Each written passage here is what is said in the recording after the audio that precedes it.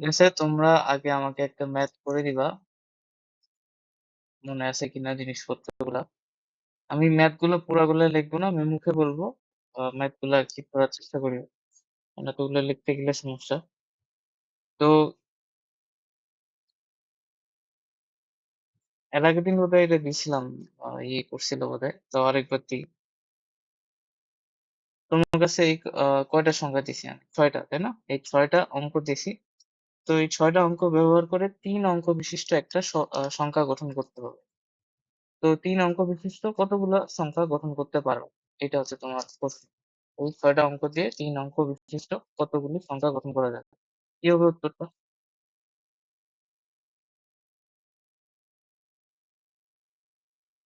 হ্যাঁ,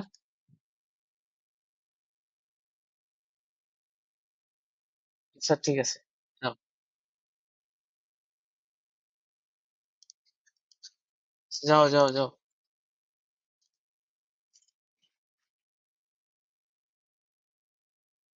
তাহলে এটা উত্তরটা জলদি বলো, আমাদের কিন্তু আজকে অনেক ম্যাথ করতে হবে, একটু ফাস্ট ফাস্ট বলো। এই 6টা অঙ্ক দিছি তোমাকে, উত্তরটা বলো, মানে মানে কি করবে ওটা বলো, কিভাবে করবা? 6p3, তাই না? এইটাই উত্তর। তোমার কাছে 6টা অঙ্ক দিছি, 6টা অঙ্ক থেকে তুমি 3টা অঙ্ক বিশিষ্ট সংখ্যা গঠন করবা, তাহলে কি হবে? 6p3। 6p3 এত সংখ্যক তুমি সংখ্যা গঠন করতে পারবা। ঠিক আছে না? তো এটা বেসিক ছিল এর আগের দিনে। রাইসা, এটা মনে আছে তো নাকি? মনে নাই? এই যে আমরা ধরুন 3টা আমাদের কাছে ছিল, ঘর ছিল। তো প্রথমে তোমার কাছে সংখ্যা কয়টা ছিল? 6টা। তারপরে 5টা, তারপরে 3টা। তো 6 × 5 × 3, এটাকে আমরা কিভাবে লিখছিলাম? 6p3। ঠিক আছে না? এই আর কি। তো এটা কিন্তু এর আগের দিনের কনসেপ্ট ছিল। আহ যদি না বুঝে থাকো তাহলে অবশ্যই বলবো, কারণ আমাদেরকে শুরু থেকে বেসিক থেকে ক্লিয়ার করে সামনের অঙ্কগুলোতে আগাইতে হবে। আচ্ছা, এরপরে আমাদের তোমাদের ওই যে ফ্যাক্টোরিয়ালের যে কয়েকটা সূত্র ছিল, সেটা দিয়ে ইকুয়েশন টাইপ ম্যাথ আসে। যেমন একটা ম্যাথ হচ্ছে এরকম, ধরে নাও 4 আছে n p3, হ্যাঁ, দিয়ে লিখছে হচ্ছে 5 এটা দেওয়া আছে n-1 p3। তো এখন এখান থেকে তোমাকে n এর ভ্যালু বের করতে হবে। ঠিক আছে, তাহলে এটা একটা ইকুয়েশন। এই ইকুয়েশন থেকে আমাদেরকে n এর ভ্যালু বের করতে হবে, n হচ্ছে আননোন লব, যেটা ওটা। তাহলে এই ধরনের অঙ্কগুলো কিভাবে আগাবা? তোমাকে তাহলে ওই সূত্রটা জানতে হবে, যে n p r যখন আমরা লিখতাম, এটা সূত্রটা কি ছিল বলো দিই? n ফ্যাক্টোরিয়াল n-r ফ্যাক্টোরিয়াল, এই সূত্রটা জানতে হবে। তাহলে এই অঙ্কটা আমরা অ্যাপ্রোচ করতে পারি। আরেকটা কি সূত্র জানতে হবে? যে n ফ্যাক্টোরিয়াল কে আমরা লিখতে পারি n × n-1 ফ্যাক্টোরিয়াল। ঠিক আছে, কিংবা আমরা এটাও তো লিখতে পারি n × n-1 n-2 ফ্যাক্টোরিয়াল, এরকম। তো এই দুইটা সূত্র জানলেই মোটামুটি এই ইকুয়েশনের ম্যাথ গুলো পারা যায়।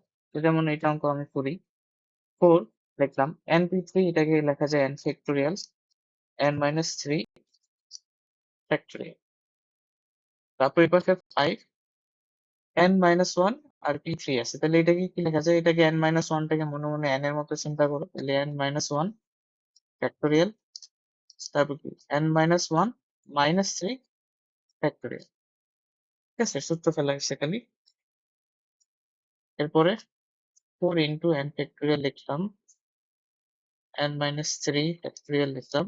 এখানে কিছু কি করা যায়? করা যায় n-1 ফ্যাক্টোরিয়াল লেখা হলো, একবারই করা যায় তো, n-4 ফ্যাক্টোরিয়াল লেখা যায়।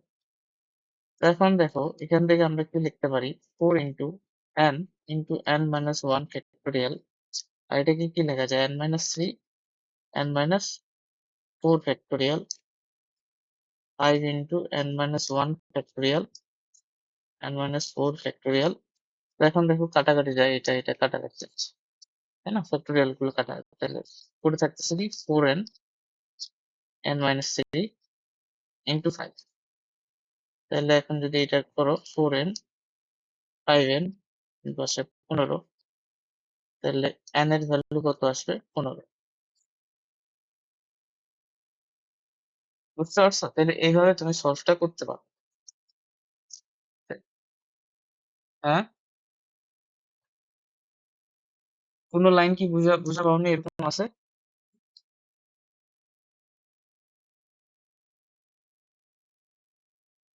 তোমরা একটা তাড়াতাড়ি আমাকে করে দাও তো।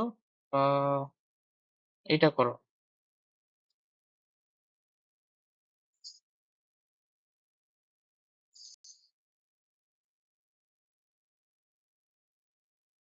এই তো করো কিনা। এটা করো।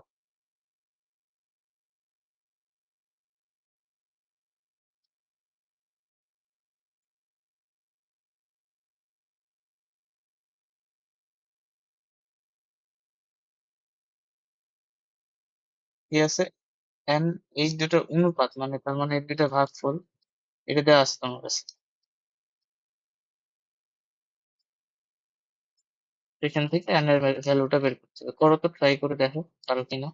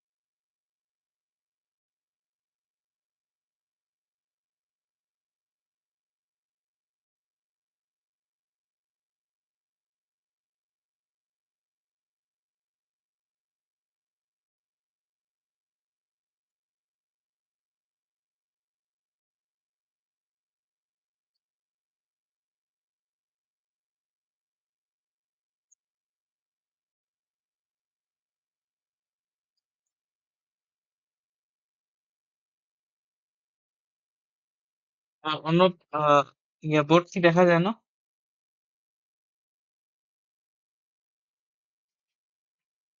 আর কথা কি শোনা যাচ্ছে ক্লিয়ার?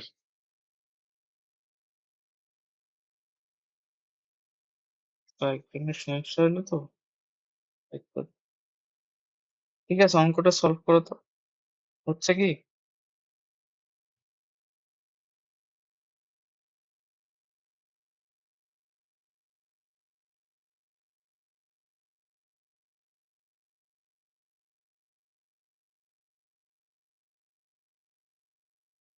আহ,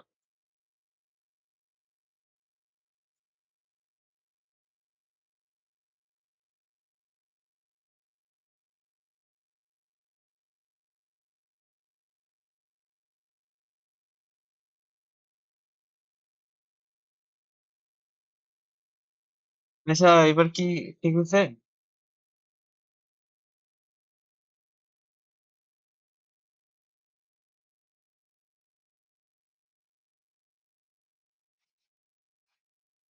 কথা আটকে আটকে আসতেছে।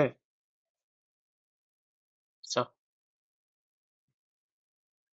এটা হয়তো তোমার নেটের প্রবলেম থাকতে পারে, কারণ এখানে তো আমার এখানে তো ঠিকই আছে সবকিছু।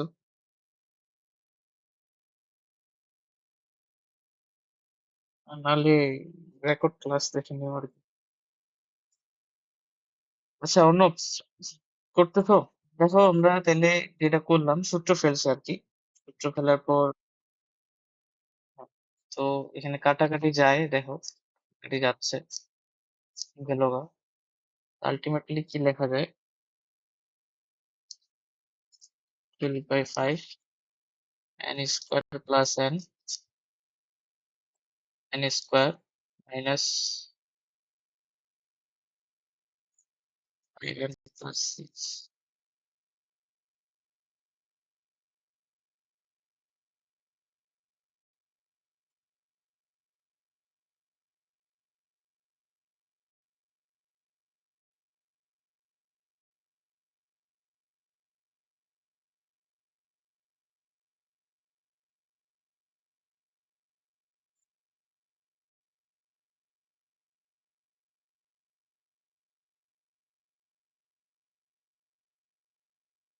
তাহলে এরকম একটা দ্বিঘাত রাশি আসতেছে, তো এই দ্বিঘাত রাশিটা যদি আমরা সলভ করি তাহলে n এর ভ্যালুটা পাই যাবো। ওকে, এটা নিয়ে আর সময় দিতে যাচ্ছি না।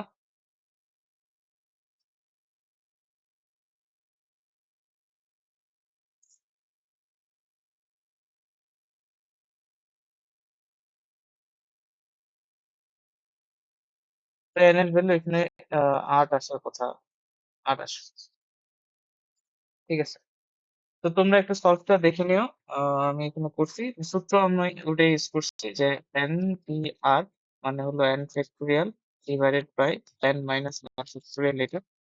আর এই যে প্রথমে যে সূত্রটা লিখলাম যে n ফ্যাক্টোরিয়াল কে তুমি তোমার ইচ্ছা মতো এটা লিখতে পারো যে n into n minus 1 factorial লিখতে পারো। তোমার ইচ্ছা হলো ধরো একটু আগাবা n মাইনাস 2 ফ্যাক্টোরিয়াল লিখবা, সেটা করতে পারো, ঠিক আছে তোমার। তো এগুলো তাহলে এটা ট্রাই করিও, হ্যাঁ? এরপরে তাহলে আমরা আগাই। অর্ণব, হয়েছে কি তোমার? পারছিলা? আচ্ছা, ঠিক আছে। আয়শা, তোমার কি এখন সমস্যা? সমস্যা? ও, কি স্ক্রিন দেখতে পাচ্ছ না নাকি কথা শুনতে পাচ্ছ না তোমরা? স্ক্রিন দেখতে পাচ্ছ না, বাহ। আচ্ছা, কি করা যায় তাহলে? অর্ণব, তোমার কি একদম ক্লিয়ার দেখা যায় স্ক্রিন?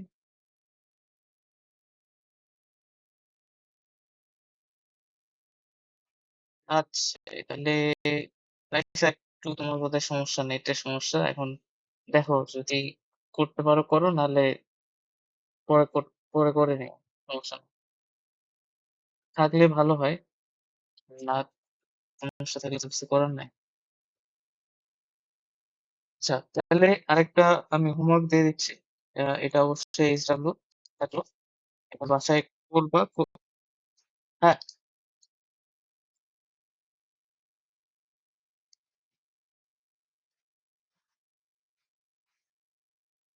জিরো ফ্যাক্টোরিয়াল এর ভ্যালু কেন ওয়ান? এটা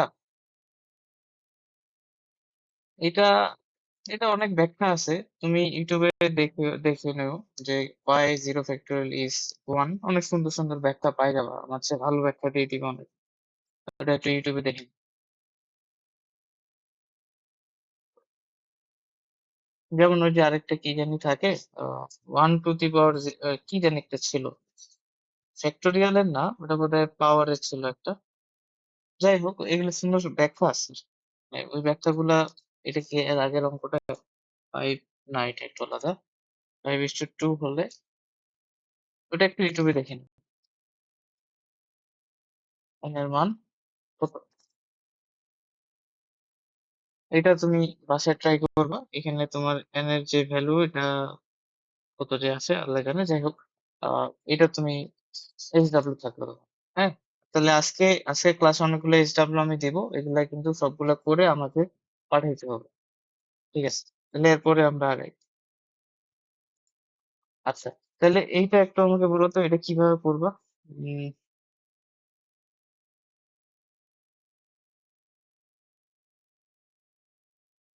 ইঞ্জিনিয়ারিং যে শব্দটা আছে, তো এটাকে তোমার শব্দগুলোকে একত্রে কতগুলো বিন্যাস সম্ভব আর কি। এই শব্দটার কতগুলো বিন্যাস সম্ভব, এটা করো তো। এটা কি হবে উত্তরটা এর আগের দিনের কনসেপ্টে? এটা ওয়ার্ড দিচ্ছি তোমাকে, এটা কতগুলো বিন্যাস সম্ভব, কিভাবে করবা মনে আছে কি?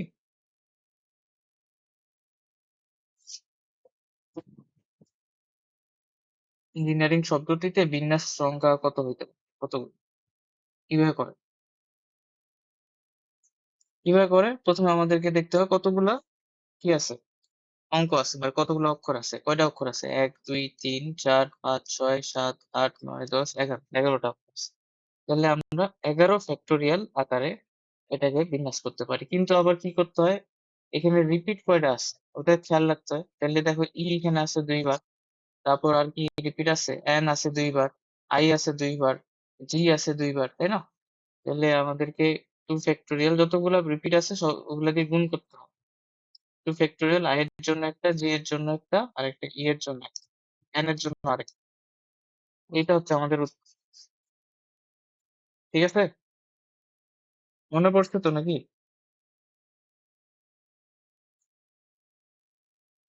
হুম, ঠিক আছে। আচ্ছা তাহলে এটা করো তো।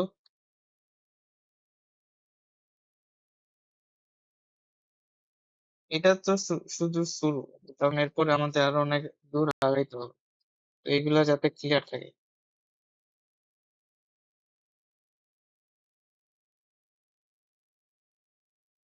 এইটা যেটাতে কতগুলো বিন্যাস করবো। এই মিলেনিয়াম যে শব্দটা আছে, এটা আমরা কতভাবে বিন্যস্ত করতে পারি?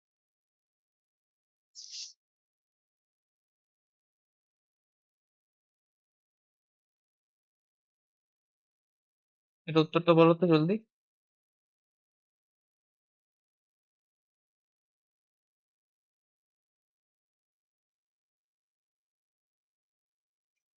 হুম,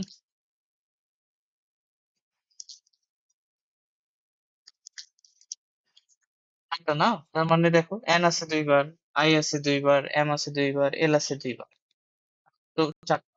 তো ঠিক আছে এইভাবেই। তো তাহলে এইগুলো দিলে তো পারবা, সমস্যা নাই। তাহলে এবার আগাই। তাহলে ধরো না, এবার একটা প্রশ্ন সলভ করো। বলতেছে যে 7 বর্ণ বিশিষ্ট একটা শব্দে এক জাতীয় কিছু বর্ণ আছে। লিখি।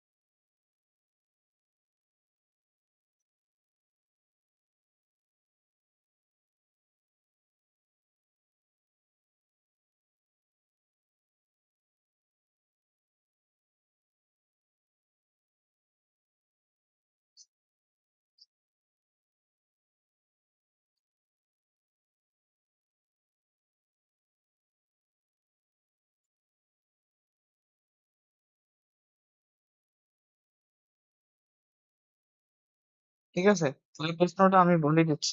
বলতেছে 7 বর্ণ বিশিষ্ট একটা শব্দ তোমাকে দিছি।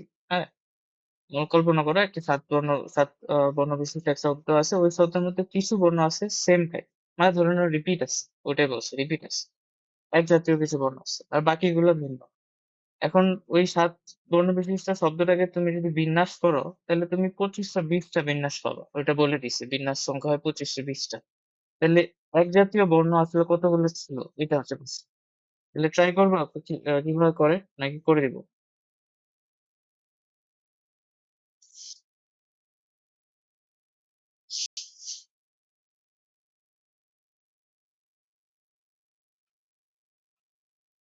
হ্যাঁ, না, একটি তো না। কিভাবে করবা তাহলে এটা? এটা করবা এইভাবে, দেখো 7 বর্ণ বিশিষ্ট ধরে নাও যে শব্দটা আছে, ওটার মধ্যে যদি আমি ওকে বিন্যাস করি, তাহলে প্রথমে বিন্যাস সংখ্যা কত হইতে পারে চিন্তা করো। 7 ফ্যাক্টোরিয়াল, এতগুলো হইতে পারে। এখন বলে দিছে যে এক জাতীয় কিছু বর্ণ আছে, তো এক জাতীয় যে থাকলে আমরা কি করি, এক জাতীয় যেটা থাকে ওটার ফ্যাক্টোরিয়াল দিয়ে ভাগ দিই। ধরো না এক জাতীয় আছে এক্সটা, তাহলে এক্স ফ্যাক্টোরিয়াল দিয়ে ভাগ দিতে হবে না? তাহলে এইটাই হচ্ছে বিন্যাস সংখ্যা। এইটার ভ্যালু আমাকে বলে দিছে 2520। ঠিক আছে? মানে ধরে নাও এটার কথা চিন্তা করো। এর এর আগে যেটা হ্যাঁ, কোনটা? হ্যাঁ,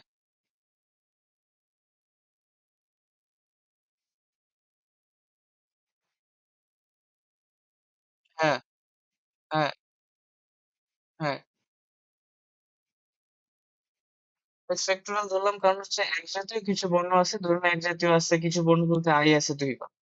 কিংবা বলল যে আ এরকম এটা বলেনি যে আই ২ বার আছে আর টি ২ বার আছে। এরকম বলতেছে যে এক জাতীয় কিছু বর্ণ মানে আই ধরুন আই আছে ৩ বার বা এম আছে ২ বার এটা বলছে। মানে একটা রিপিট আছে এটা বলছে। এই কথাটা দিয়ে তোমাকে এটা বুঝাইছে আরকি। তুমি যেটা বলতে চাচ্ছ যে যদি এরকম থাকে যে একাধিক থাকতো তাহলে তো এখানে y ফ্যাক্টোরিয়াল ও দেওয়া যেত। তো ওইটা না। আ এটা হচ্ছে একটাই বর্ণ আছে যেটা একাধিক বার আছে। তো ওইটাকে এক জাতীয় কিছু বর্ণ দ্বারা রিপ্রেজেন্ট করছে। যেমন ওই যে এর আগেরটাতে কি বলল?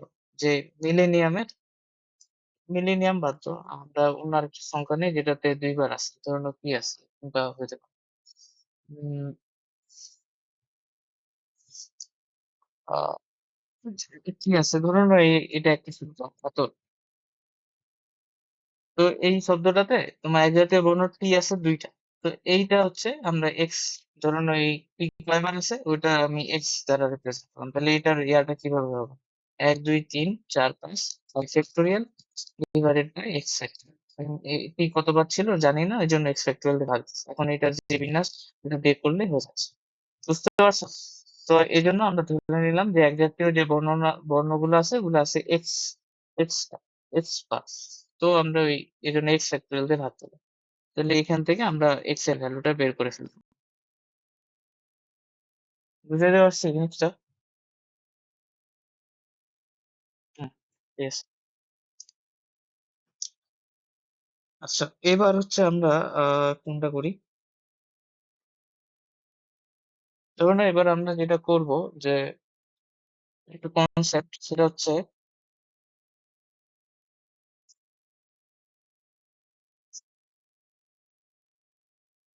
কমপক্ষে একটি থাকে।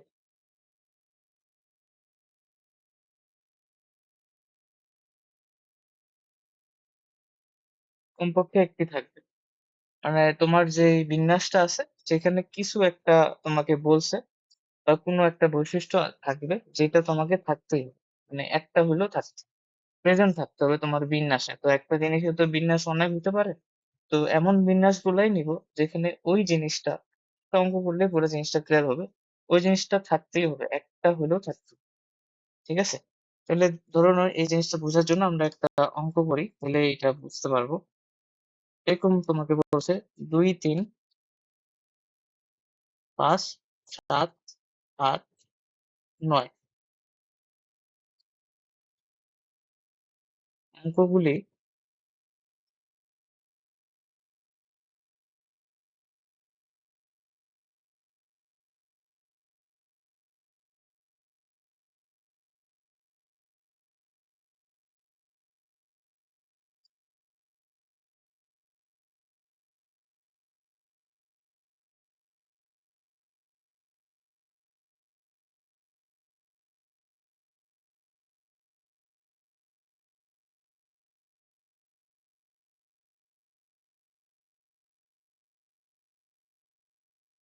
এটা বলছে, হ্যাঁ?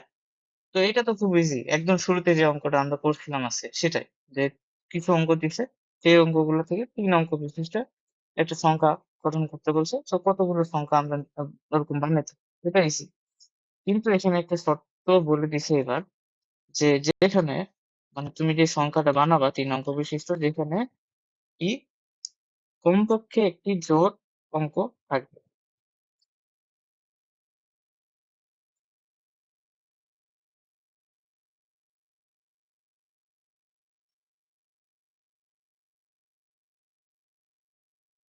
ঠিক আছে? মানে তোমার যে ৩ অঙ্ক বিশিষ্ট সংখ্যাগুলো বানাইতা এখানে এবার ওই আ সংখ্যাগুলাই নিবা যেখানে কমপক্ষে একটা জোড় অঙ্ক থাকবে। এইটা আমাদেরকে সলভ করতে হবে। কিভাবে সলভ করব? কোন আইডিয়া?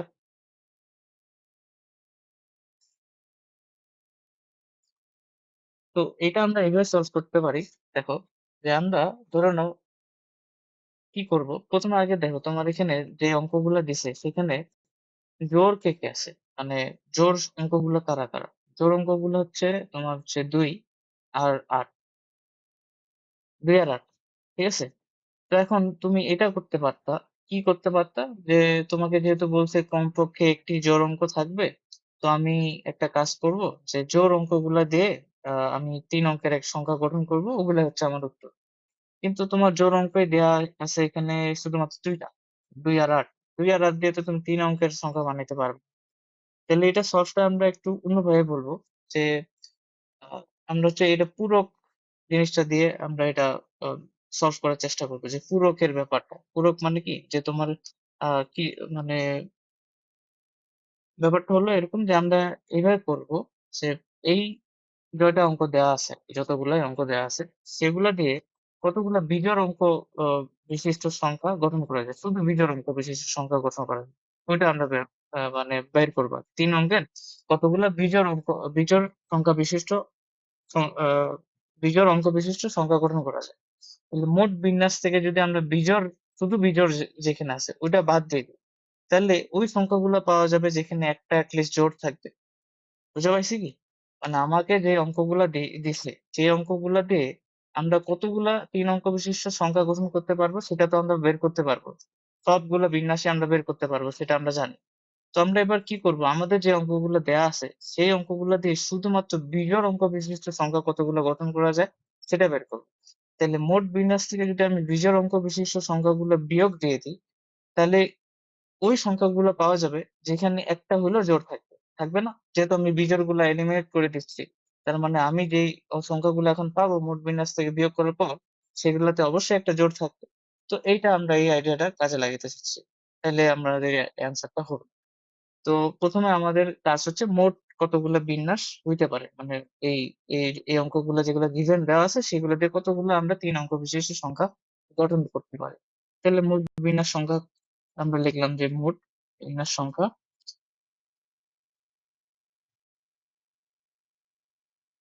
মোট বিন্যাস সংখ্যা অর্থাৎ এই অঙ্কগুলোতে 3 অঙ্ক বিশিষ্ট কতগুলো সংখ্যা গঠন করা যায়। তো কতগুলো করা যায়, অঙ্ক কতগুলো আছে, 1 2 3 4 5 6টা আছে। তো 6টা দিয়ে 3 অঙ্ক বিশিষ্ট কতগুলো সংখ্যা গঠন করা যাবে, 6p3, তাই না? 6p3। তাহলে এটা হচ্ছে আমাদের আসবে অ্যান্সার হচ্ছে 120। 120টা অঙ্ক গঠন করা যায়, মোট বিন্যাস, মোট মোট 3 অঙ্কের সংখ্যা হবে 120টা। তো এখন আমরা কি করবো এবার, বিজোড় অঙ্কগুলো নিয়ে, বিজোড় অঙ্কগুলো নিয়ে, বিজোড় অঙ্ক নিয়ে বিন্যাস সংখ্যা। তো শুধু বিজোড় গুলো নিয়ে যদি আমি অঙ্ক বানাই তাহলে কতগুলো পাওয়া যাবে,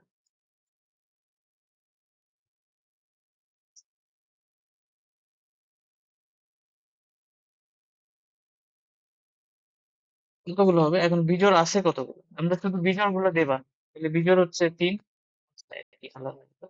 তাহলে বিজোড় হচ্ছে আমাদের 3, 5, 7 আর 9, অর্থাৎ এই 4টা অঙ্ক দিয়ে আমরা কতগুলো 3 অঙ্ক বিশিষ্ট সংখ্যা গঠন করতে পারবো।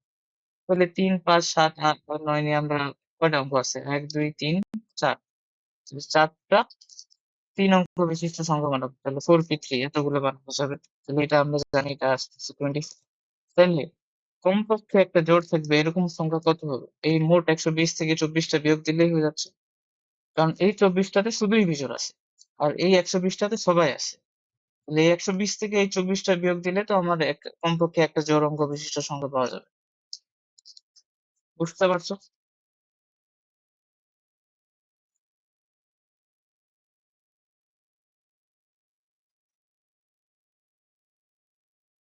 আমরা বুঝতে পারছো?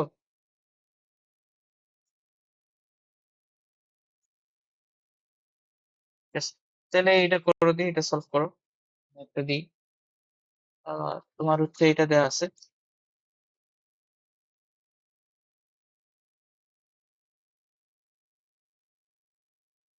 তো এটা তো বুঝবো না, কোনটা করা যায়।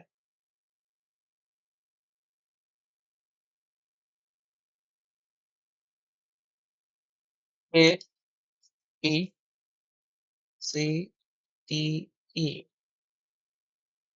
এফ ই এইচ আই,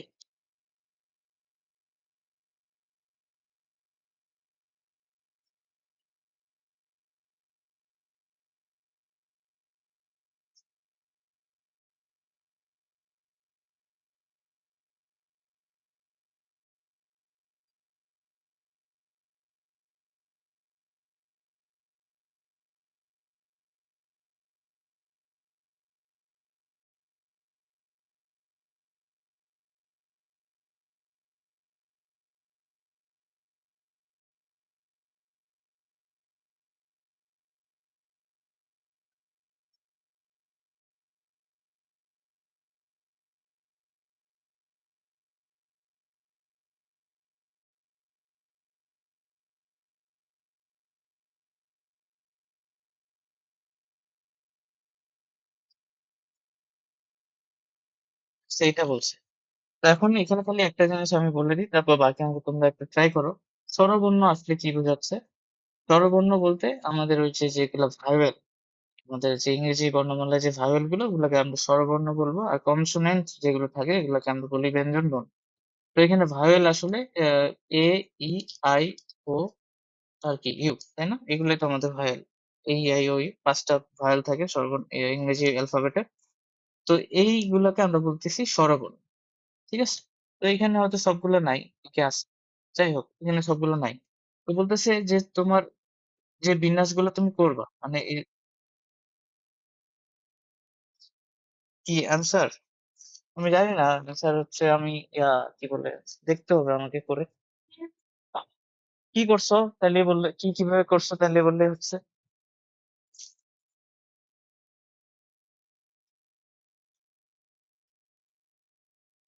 হ্যাঁ। হুম। 64 মাইনাস করছে, হ্যাঁ, তাহলে এটা ঠিক আছে। ঠিক আছে, তাহলে কি বলে, তারপর ট্রাই করো তো। তোমার কি সেম আনসার আসছে?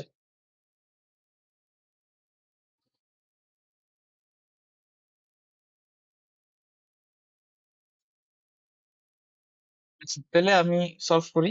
উম স্বরবর্ণ বলতে তাহলে এগুলাকে বলতেছি, যে স্বরবর্ণ বলতে আমার যে ভাওয়েল সেগুলা, আর ব্যঞ্জন বর্ণ হচ্ছে আমার যেগুলো আছে কনসোনেন্ট থাকে সেগুলো। যে সেম জিনিস, আমরা এখানে যেটা করব, এতগুলো যে বর্ণ বর্ণ দিছে, প্রত্যেকটা এই এতগুলো বর্ণ থেকে চারটি বর্ণ নিয়ে যে সংখ্যা, সংখ্যা বলতে না, এখানে আসলে শব্দ বলা উচিত, যে যে শব্দগুলো তৈরি করা যাবে বা ওয়ার্ড তৈরি করা যাবে চার বর্ণ বিশিষ্ট, সেগুলো কতগুলো হতে পারে। তাহলে মোট বিন্যাস তুমি আমাদের, মোট বিন্যাস, মোট বিন্যাস তাহলে কত হবে? তোমার অক্ষর কয়টা আছে? এক, দুই, তিন, নয়টা অক্ষর আছে, দেখো মনে হয়। তাহলে নয়টা অক্ষর থেকে আমি চারটা নিব, তাহলে 94। এতগুলো উপায়ে এতগুলো বিন্যাস হইতে পারে বা এতগুলো শব্দ তুমি বানাইতে পারো।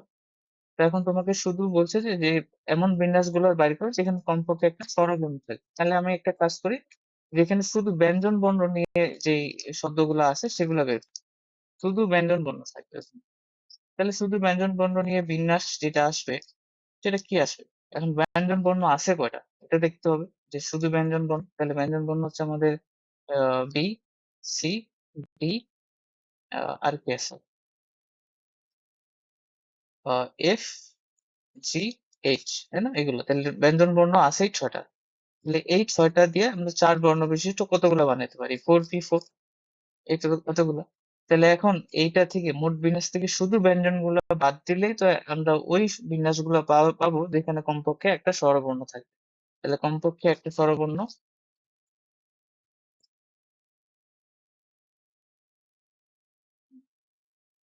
থাকবে, এরকম বিন্যাস কি হবে?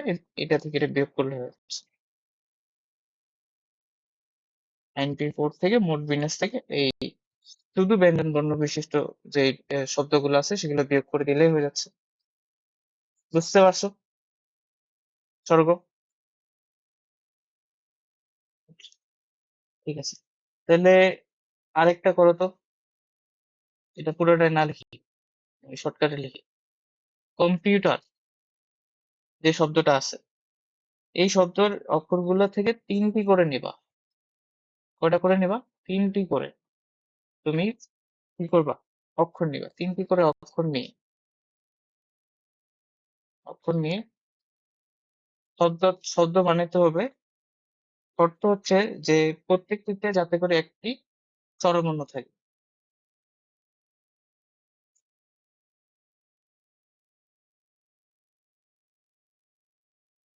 লিস্ট একটা স্বরবর্ণ থাকে। করো তো, জলদি করো। কি হবে এটা? বুঝতে পারছো? কম্পিউটার শব্দ থেকে যে অক্ষরগুলো আছে সেখানে তিনটা নিবা, নিয়ে ওই বিন্যাসগুলো চাচ্ছি যেখানে অ্যাটলিস্ট একটা স্বরবর্ণ থাকে। উত্তরটা বলো জলদি।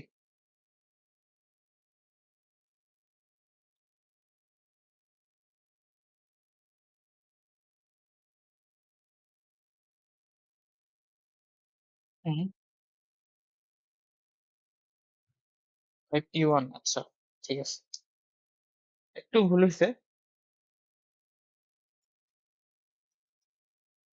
কি হবে বলো?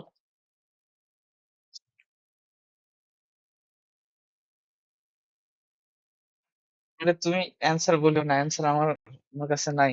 তুমি জাস্ট কি করছো ওইটা বলো।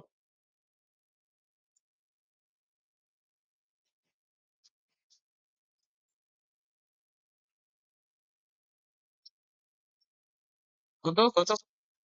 5p3। হ্যাঁ, 5p3 হবে না স্বাগত? 5p3 কেন? কারণ এই শুধুমাত্র ব্যঞ্জন নিয়ে তুমি যদি বানাও তাহলে ব্যঞ্জন আছে কি? সি, এম আর কি রে? সরি, ৩ টা। এই ব্যঞ্জন বর্ণগুলোকে তুমি ৩ টা অক্ষর বিশিষ্ট তো করো। তাহলে 5p3 তোমার ব্যঞ্জন বর্ণ আছে কয় জায়গায় দেখো? ৫ টা না? ১, ২, ৩ এই যে ৫, ছ আ ৪, ৫ তাই না? ৫ টা আছে। তাহলে ৫ টা ব্যঞ্জন বর্ণ দিয়ে ৩ অক্ষর বিশিষ্ট কতগুলো শব্দ বানানো যাবে? 5p3। আর ৮ টা আগে ছিল। তাহলে ওই যে তোমার অ্যান্সার আসতেছে। অ্যান্সারটা কি হবে? এইটা থেকে এটা দিও। ঠিক আছে। তা আর কি আছে? আমি একটু দাঁড়াও খুঁজি। যদি আরো কিছু বলতে পারি। কমপক্ষে তাই না? এটা হচ্ছে টপিক। কমপক্ষে এই টপিকের অঙ্ক কি আছে? এটা না, এটা না। আচ্ছা, এখানে তো পাচ্ছি না। ঠিক আছে, মোটামুটি এই এই ২ টা ক্লিক করছি আমরা। ক্লিক হইছে।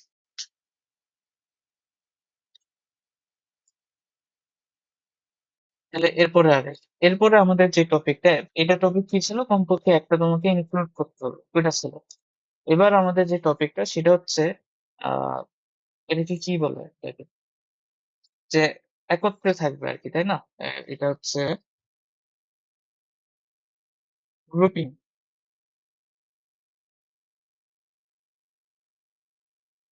এটা ধরে না গ্রুপিং বলি, বা এটা বলে কি বস্তাবন্দি। এই টপিকের অঙ্কগুলো আমরা করবো, যে কিভাবে এবার গ্রুপ হয়ে থাকবে বা একত্র হয়ে থাকবে বা বস্তাবন্দি হয়ে থাকবে এরকম বলে।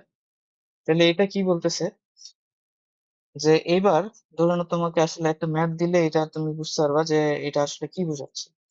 ধরুন আমরা আমাদের যদি এবারে একটা ম্যাথ সলভ করতে দিই, ধরুন এর যে ম্যাথমেটিক্স আছে শব্দটা, ম্যাথমেটিক্স, MATICS, ম্যাথমেটিক্স।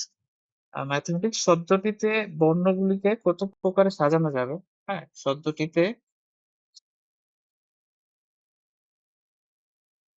বর্ণগুলিকে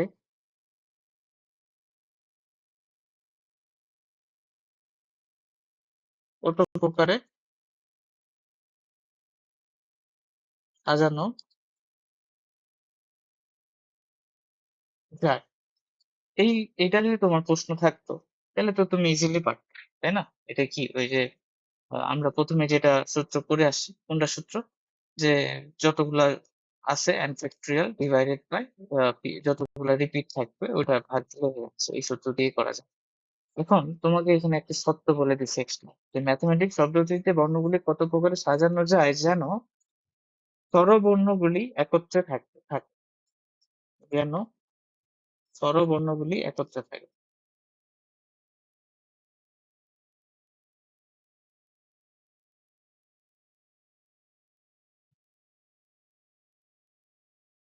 ঠিক আছে না?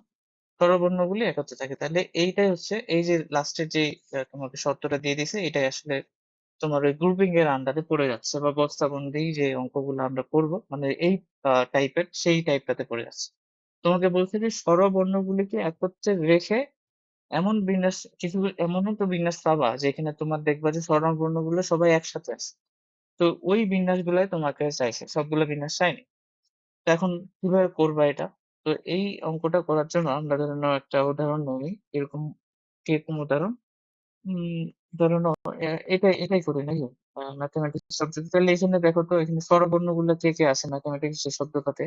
একটা আছে এ, আরেকটা কি আছে ই, এ ই, তারপর কি আছে? আবার আরেকটা এ আছে, তারপর আই। তাহলে এই কয়টা স্বরবর্ণ আছে? এ ই, এ আই। বাকিগুলো হচ্ছে তোমার ব্যঞ্জনবর্ণ, অর্থাৎ এম, তারপর কি টি, এইচ, এম টি এইচ, আর কি আছে, আরেকটা এম আছে, এম টি সি এস। তাহলে এইগুলো হচ্ছে ব্যঞ্জন বর্ণ, ম্যাথমেটিক্স শব্দটাতে এগুলো হচ্ছে কি স্বরবর্ণ। তাহলে এখন আমরা চাচ্ছি যে এমন ভাবে এটা মানে সাজাবো যাতে করে হচ্ছে কি যে এই স্বরবর্ণ গুলো একত্রে থাকে। তো আমরা কি আইডিয়া ইউজ করলাম, আমরা এটা আইডিয়া ইউজ করলাম যে এই স্বরবর্ণ মানে আমরা যেই তোমার ইয়াটা করব, বিন্যাসটা করব, সেই বিন্যাসে আমাদের স্বরবর্ণ গুলোকে সবসময় একত্রেই রাখতে হবে, আলাদা আলাদা ভাবে রাখলে হবে না, তাই না? এটা আমাদের উদ্দেশ্য, কারণ বলে দিচ্ছে স্বরবর্ণ গুলো একত্রে থাকে। তো আমাদের আইডিয়াটা এরকম থাকে যে আমরা এই স্বরবর্ণ গুলোকে একটা বস্তার মধ্যে নিয়ে নেব। ঠিক আছে, এই আমরা একটা বস্তার মধ্যে নিয়ে নিলাম। এখন আমরা কি করব, এই বস্তাটাকে একটা একটা অক্ষর হিসেবে ট্রিট করব। এই বস্তাটা হচ্ছে আমাদের একটা অক্ষর, মনে মনে এটা চিন্তা করবো। এখন আমরা যখন এই বস্তাটাকে একটা অক্ষর হিসেবে ট্রিট করলাম, এখন এই বস্তাটা যখন আমরা এই অক্ষরটাকে সরাবো, তখন এই পুরো বস্তাটাই সরে যাবে। মানে ধরে নাও তোমার কিছু বিন্যাস থাকলো এম ইন্টু এই বস্তাটা দিয়ে বাকিগুলা, কিছু বিন্যাস থাকলো এম টু এই বস্তাটা দিয়ে বাকিগুলা। অর্থাৎ তুমি এই বস্তাটাকে সরালে ওই তোমার পুরো স্বরবর্ণ গুলো একসাথে সরে যাইতেছে। ঠিক আছে, তো আমাদের এই বস্তাটাকে আমরা একটা অক্ষর হিসেবে ট্রিট করবো। তাহলে আমাদের এখন তাহলে এই যে পুরা যে ম্যাথটা আছে, এখানে আসলে মোট অক্ষর কয়টা আছে? একটা, এই যে এস একটা, সি একটা, তাহলে ১ ২ ৩ ৪ ৫ ৬ ৭, তাহলে এইখানে আছে তোমার ৭টা অক্ষর। আর এই বক্সটাকে তুমি একটা অক্ষর হিসেবে চিন্তা করো। তার মানে এবার তোমার যে বিন্যাসটা বানাইতে হবে সেটা আসলে কয় অক্ষর বিশিষ্ট? ৮ অক্ষর দিয়ে তোমাকে বিন্যাসটা বানাইতে হবে, এভাবে চিন্তা করো। তাহলে ৮টা অক্ষর, ৮টা অক্ষরে তুমি বিন্যাস করবা, তাহলে এটা কি হবে? 8 ফ্যাক্টোরিয়াল। ঠিক আছে, 8 ফ্যাক্টোরিয়াল।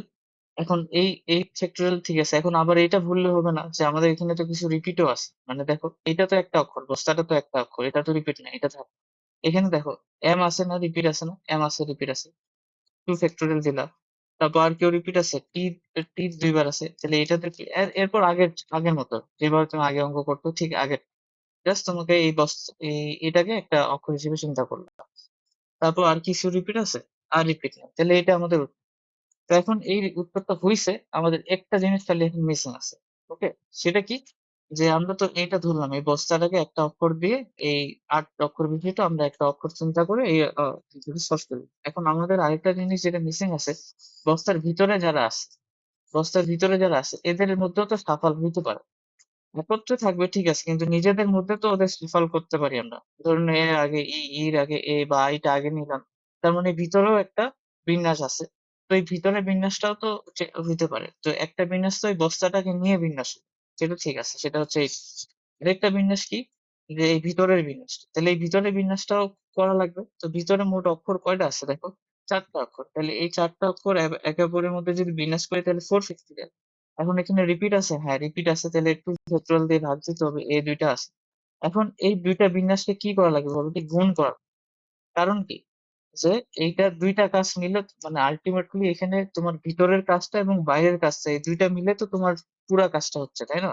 তো এই জন্য তোমার এই দুইটা কি বিন্যাস গুণ করা লাগবে। ওকে, তো এইটা হচ্ছে তোমার আলটিমেট উত্তর আসে যদি তুমি অঙ্কটা সলভ করতে চাও। বুঝতে পারছো কি?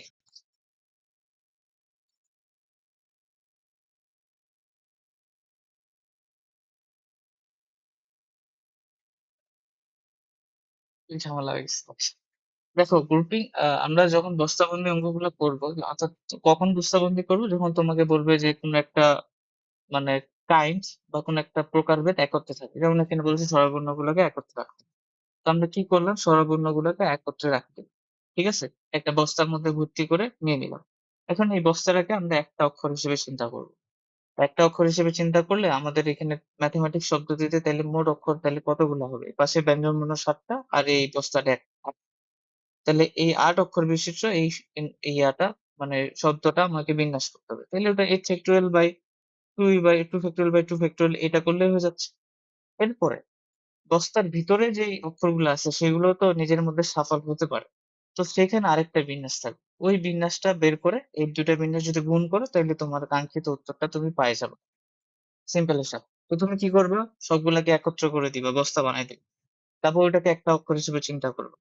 তারপর সেই হিসাবে তুমি বিন্যাস বের করবে এবং তারপরে ওই বস্তার ভিতরের যে বিন্যাসগুলো আছে সেগুলো বের করে সেটা গুণ করে দিবে। কারণ আলটিমেটলি এখানে দুইটা কাজ, একটা হচ্ছে এই পুরো বাইরের জিনিসটা হবে, আর একটা এই ভিতরেরটাও হবে। তো এই দুইটা জিনিস যেহেতু একসাথে হচ্ছে, একটা কাজ আরেকটার উপর ডিপেন্ডেন্ট, তো আমাদেরকে কিন্তু এই যে ইয়াগুলো গুণ করতে হবে, বিন্যাস সংখ্যাগুলো গুণ করতে হবে। মানে হচ্ছে গুণন বিধি যেটা ছিল আর কি তোমার, সেটা বুঝতে পারছো কি? ম্যাথমেটিক্স টি এম, হ্যাঁ ঠিক আছে, তাহলে আমরা বোধহয় আরেকটা অঙ্ক করি, তাহলে বুঝতে পারবো। আপাতত এই অঙ্কটা কি বোঝা গেছে? স্বর্গ কি তুমি বুঝতে পারছো?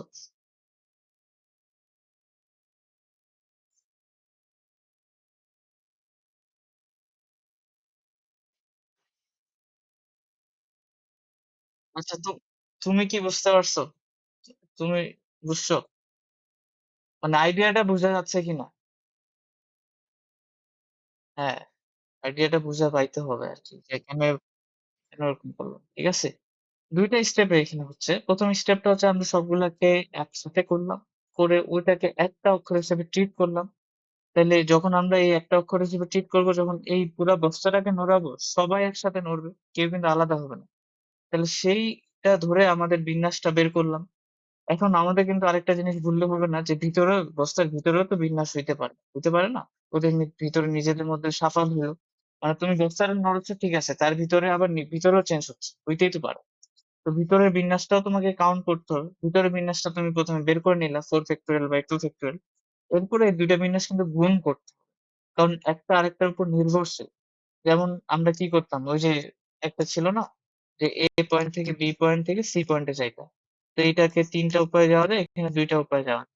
তো এইটা থেকে এটাতে যাওয়ার কতগুলো অপশন আছে, বি এইখান থেকে এটা যাওয়ার অপশন কতগুলো আছে, এই দুটো কিন্তু গুণ করতে হবে।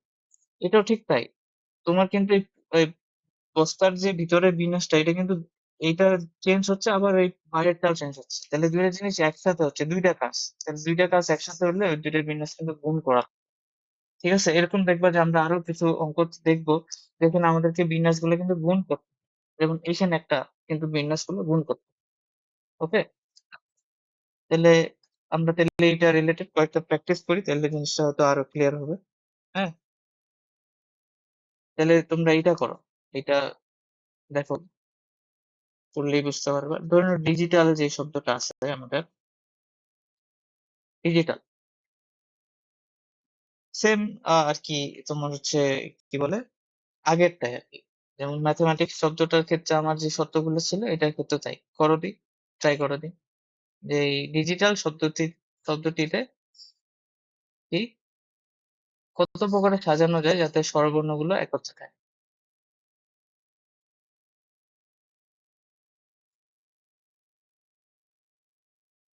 এটাই তোমার প্রশ্ন, তাহলে করো তো,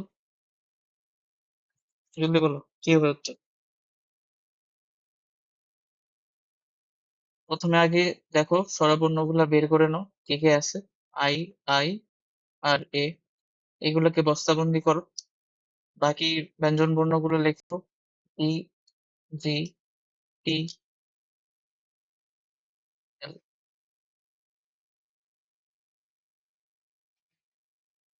আচ্ছা, এটাই আসলো স্বর্গ, তোমার কি আসছে? এটাই আসছে? আচ্ছা, তাহলে করি, তাহলে কিভাবে করতে হবে। তাহলে এইখানে আমাদের আছে 4টা অক্ষর, এই 4টা ব্যঞ্জন বর্ণ, আর এই বক্সটা একটা। তাহলে এখন এই মোট 5টা অক্ষর আমাকে বিন্যাস করতে হবে। তাহলে মোট 5টা অক্ষরের বিন্যাস কি হবে? 5 ফ্যাক্টোরিয়াল। এখনো তো উত্তর হয়নি। কি, এর ভিতরেও তো একটা আছে, ভিতরেরটাও চিন্তা করতে হবে। ভিতরে অক্ষর কয়টা আছে? 3টা। তাহলে 3টা অক্ষর একে অপরকে মানে বিন্যাস করে 3 ফ্যাক্টোরিয়াল। এখন এখানে আবার রিপিটও আছে, তো দুইটা আই আছে না? তাহলে 2 দিয়ে ভাগ দিতে হবে। তাহলে এইটা হচ্ছে আমাদের। আচ্ছা,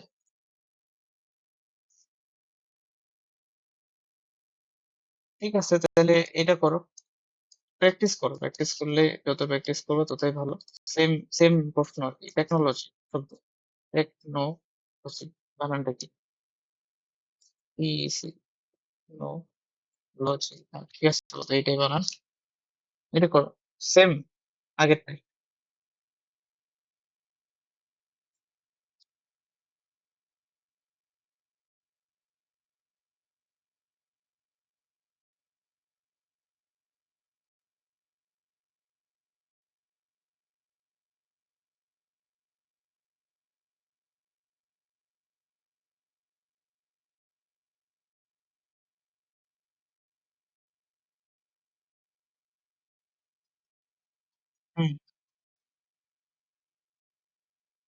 একটু বোধহয় ভুল হচ্ছে, দেখো চেক করো আরেকবার।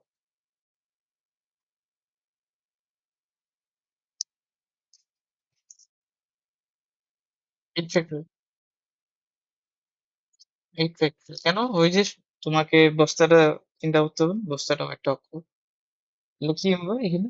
প্রথম আগে ব্যঞ্জন বর্ণগুলো করো। তাহলে ব্যঞ্জন গুলো আছে ও, ও, সরি, স্বরবর্ণগুলো ও, ই, তাহলে এটা একটা বস্তা। বাকি আছে টি, হ্যাঁ, সি, এইচ, এন, এল, জি, ওয়াই, তাই না? তাহলে এখানে আছে কয়টা?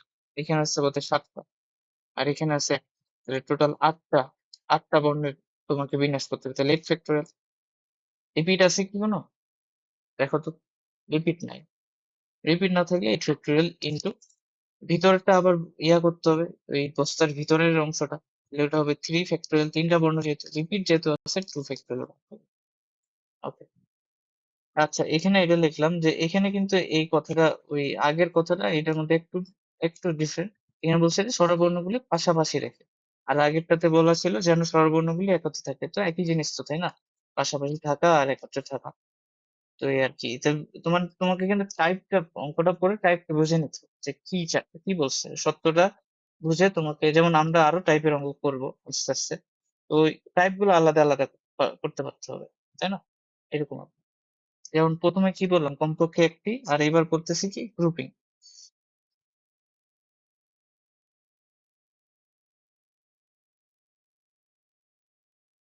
তাহলে তারাও একটা দেখি আমি অঙ্ক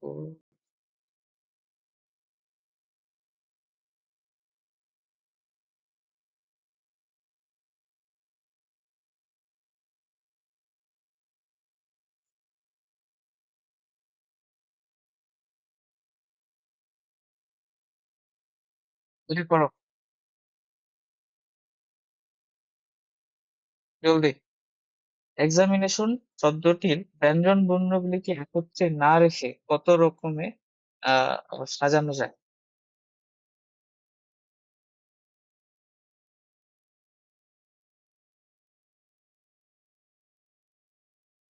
তা এটা কি একটু আলাদা ধাঁচের হলো না পারার আগেরটা? একত্রে রাখবা না, একত্রে না রেখে কত রকমের, একটু এটা একটু আলাদা, আমরা যেগুলো করতেছি ওগুলো মতো না, একটু আলাদা। দেখো পারো কিনা, ট্রাই করো। মানে এর আগের যে টপিকটা পড়ছিলাম কমপক্ষে একটি থাকবে, ওইটার সাথে এটার একটু মিল আছে, মানে পুরো মিল নেই, জাস্ট আইডিয়াগত ভাবে একটু মিল আছে। দেখো তুমি আগে ট্রাই করে দেখো, আমি করে দিচ্ছি তাহলে।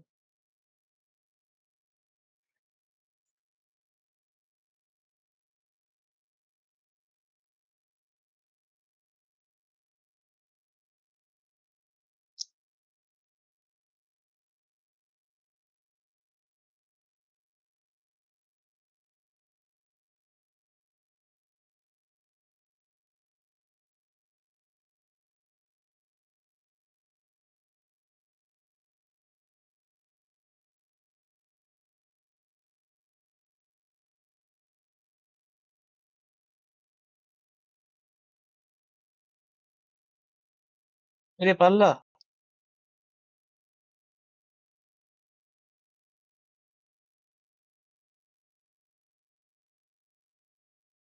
করে দিব। আচ্ছা, তাহলে এখানে কি বলছে, একত্রে থাকবে না। তো একত্রে যদি না থাকে, হ্যাঁ, যদি একত্রে না থাকে, তাহলে আমরা একটা কাজ করতে পারি না, মোট কতগুলো বিন্যাস হতে পারে সেটা বের করলাম। তারপর ব্যঞ্জন বর্ণ গুলো একত্রে রেখে মানে গ্রুপিং করে কতগুলো হতে পারে সেটা বের করলাম। তো মোট বিন্যাস থেকে যদি গ্রুপিং করা গুলো বাদ দিয়ে দিই, তাহলে তো আমার অ্যান্সারটা চলে আসছে, যেখানে একত্রে থাকবে না। বুঝতে পারছো? তাহলে মোট বিন্যাস কতগুলো হতে পারে আমরা তো এটা বের করতে পারি, যে জন্য কোনো শর্ত নেই, জাস্ট মোট বিন্যাস বের করতে পারছি, মানে সব বিন্যাস হবে। তাহলে মোট বিন্যাস হবে এখানে কি, কয়টা অক্ষর আছে? এক, দুই, কয়টা অক্ষর আছে গণ তো? কয়টা আছে? একটা, দুইটা, তিনটা, চার, 11টা। 11 ফ্যাক্টোরিয়াল। রিপিট আছে না আবার? রিপিট আছে তো। কে রিপিট আছে? এ রিপিট আছে, আর কে রিপিট আছে? এটাই তো সমস্যা। একটা আই রিপিট আছে, আচ্ছা আই রিপিট আছে, আর দুইটাই তাই না? এন, n ভিতরে আছে। আচ্ছা, 2 ফ্যাক্টোরিয়াল, 2 ফ্যাক্টোরিয়াল আর হচ্ছে 2 ফ্যাক্টোরিয়াল। তাহলে এগুলো হচ্ছে মোট বিন্যাস। এবার গ্রুপিং করে আরকি, মানে একত্রে ব্যঞ্জন বর্ণগুলো একত্রে রেখে, হ্যাঁ? গ্রুপিং করে লিখলাম। মানে ব্যঞ্জন বর্ণগুলা একত্রে থাকবে,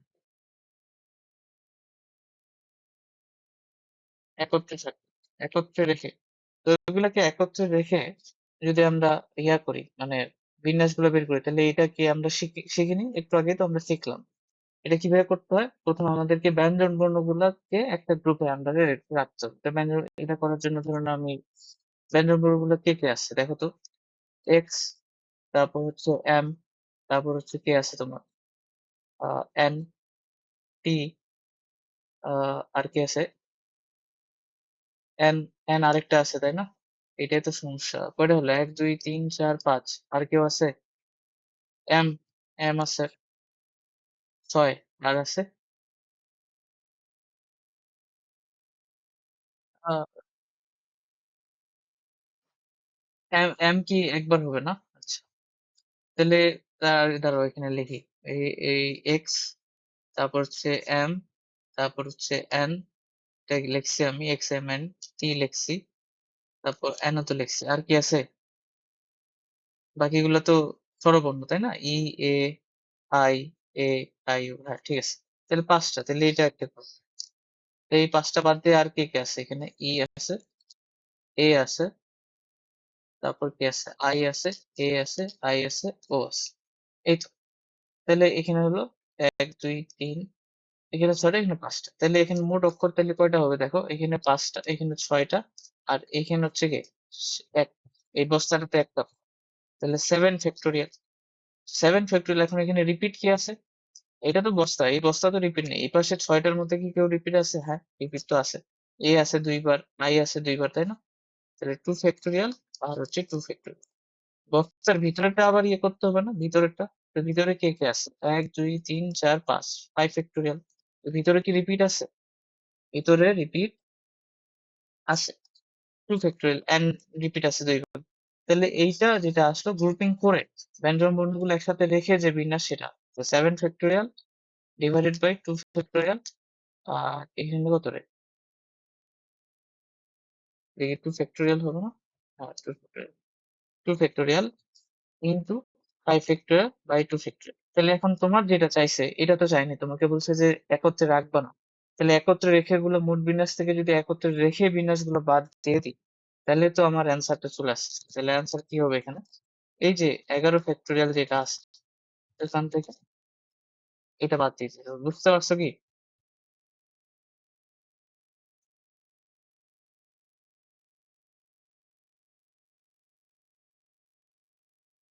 সর্ব বুঝতে পারছো?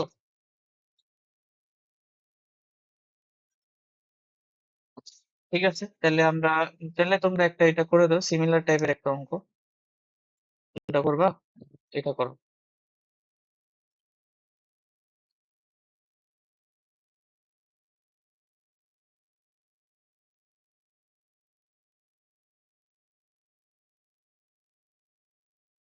এটা কি বলছে? যে স্বরবর্ণগুলিকে একত্রে না রেখে ট্রায়াঙ্গেল শব্দটির অক্ষরগুলিকে কতভাবে সাজানো যায় তা নিন। করো, জলদি করো, করে অ্যান্সার বলো।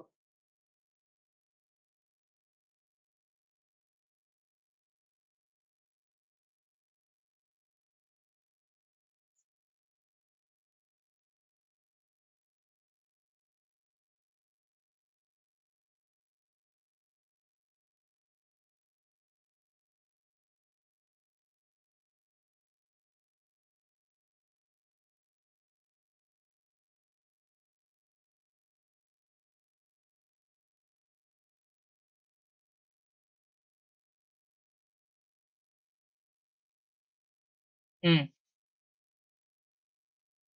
হুম, হুম, ঠিক আছে। স্বর্গ তোমার কি আসলো না?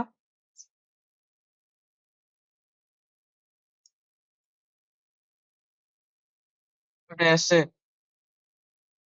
ওকে, তাহলে করি। আই, এ, স্বরবর্ণগুলোকে একসাথে রাখতে হবে। আই, এ আর ই একসাথে আছে তাই না? আর তো নাই। আই, এ আর ই, লিখলে একটা বস্তা।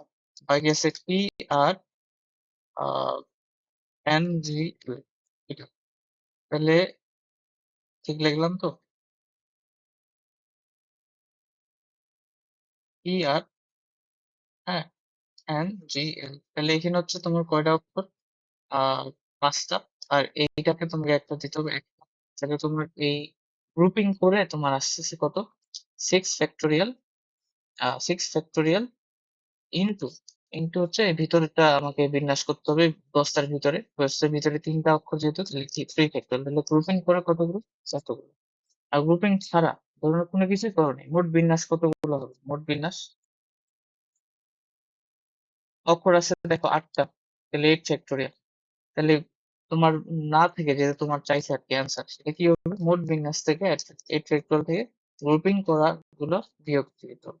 এটাই আমাদের উত্তর। আচ্ছা, তাহলে তো পারা গেছে, এটা বুঝতে পারছো?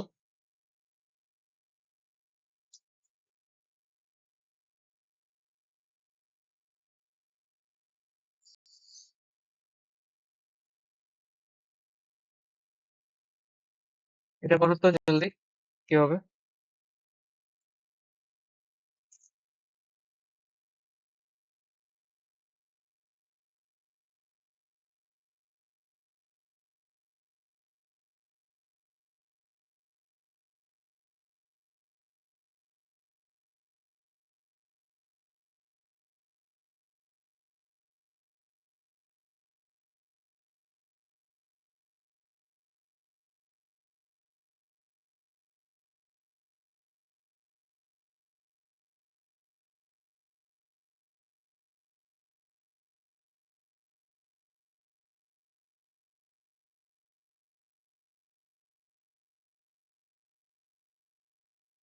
কি হবে?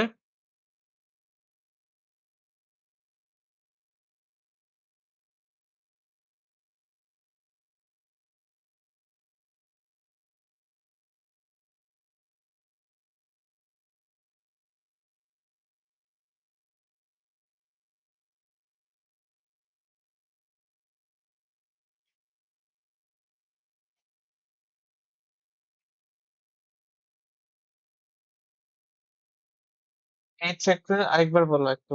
8 ফ্যাক্টরিয়াল বাই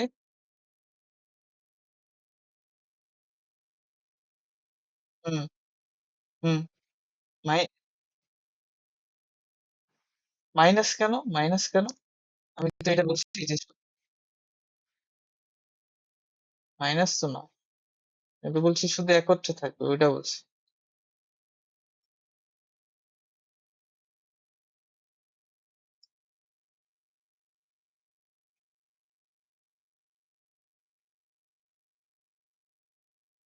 হ্যাঁ, ঠিক আছে। করো, তোমার কি একই আছে?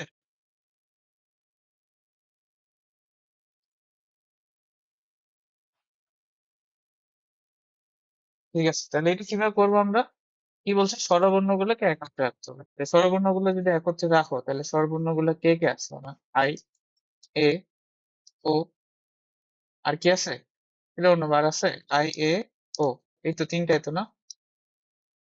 তিনটাই। এগুলো একত্রে। আর বাকি কে? সি, এইচ, ই, টি, সি, এম, জি, এগুলো আলাদা। এগুলো সব ব্যঞ্জনবর্ণ। তাহলে এখানে কয়টা আছে? 1 2 3 4 5 6 7, মানে 7টা, আর এই বস্তাটা একটা, তাহলে 8টা। তাহলে 8 ফ্যাক্টরিয়াল এতগুলো উপায় সাজানো যাবে। কিন্তু এই ভিতরেটা নিতে হবে না, বক্সটার ভিতরেরটা? তো বক্সটার ভিতরে কি আছে? ও, এখানে আবার রিপিটও আছে, তাই না? রিপিট গুলো নিতে হবে। তো রিপিট দেখো তো, পি দুইটা আছে, জি দুইটা আছে, তাহলে রিপিট গুলো ভাগ দিতে হবে। ইনটু কি হবে? 3 ফ্যাক্টরিয়াল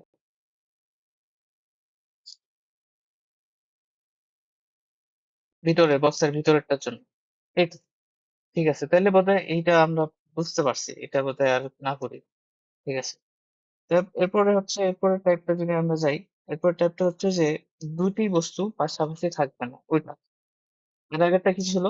যে অনেকগুলো বস্তু থাকবে, যেমন অনেকগুলো স্বরবর্ণ 4 5টা ছিল, ওগুলাকে আমরা বলছি যে একসাথে থাকবে না। এরকম তো করলাম যে একসাথে থাকবে না, ওইটা ছিল। বা এরকমটা ছিল যে অনেকগুলো বর্ণ আছে যেগুলোকে আমি একসাথে রাখতে চাচ্ছি, সেটা। তো এবার যে টাইপটা, ওটা হচ্ছে দুইটি বস্তু পাশাপাশি থাকবে না। মানে এমনই শর্ত তোমাকে বলে দিছে যে যেখানে তোমাকে দুইটা বস্তু পাশাপাশি রাখতে পারবা না। এখন এই কথাটা দুইটা মিনিং হয়। দুটি বস্তু পাশাপাশি থাকবে না।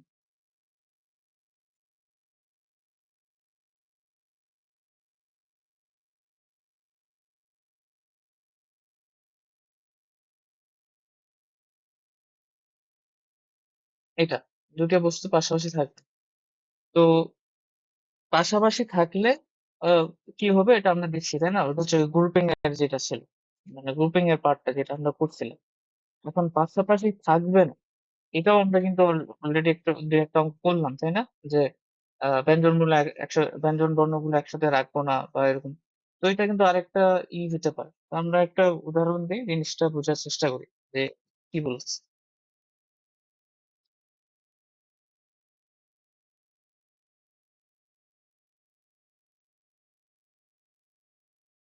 ধরো না এই কয়েকটা অক্ষর আছে তোমার কাছে, 1 2 3 4 5 6 7 8 9, 9টা অক্ষর দিছি, 9টা অক্ষর দিছি। এখন প্রথমটা কি, যে অ্যাকচুয়ালি যে ধরুন আমরা স্বরবর্ণ গুলোর কথা চিন্তা করি, এখানে স্বরবর্ণ গুলা কে কে আছে? স্বরবর্ণ গুলা তোমার এখানে আছে এ, আর আছে ই, আর আছে আই, এ, ই, আই, এই তিনটা আছে। তো ধরুন তোর প্রথম যেটা গ্রুপিং একটা ছিল যে স্বরবর্ণ গুলো একত্রে থাকে,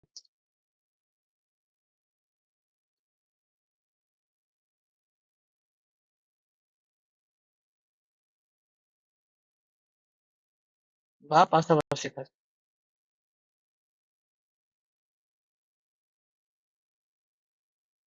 তাহলে কোনটা ছিল? এটা ওই গ্রুপিং এর আন্ডারে পড়ে যাচ্ছে, গ্রুপিং, যেটা আমরা একটু আগে করতেছিলাম আর কি। বলতে এই যে এগুলাকে একসাথে একটা বস্তার ভিতরে রাখে দিব, আর বাকিগুলা এখানে যারা আছে আর কি, B, C, D, F, G, H, এরা এরকম। দ্বিতীয়টা কি? দ্বিতীয়টা হচ্ছে স্বরবর্ণগুলোকে একত্রে না রেখে, সেটা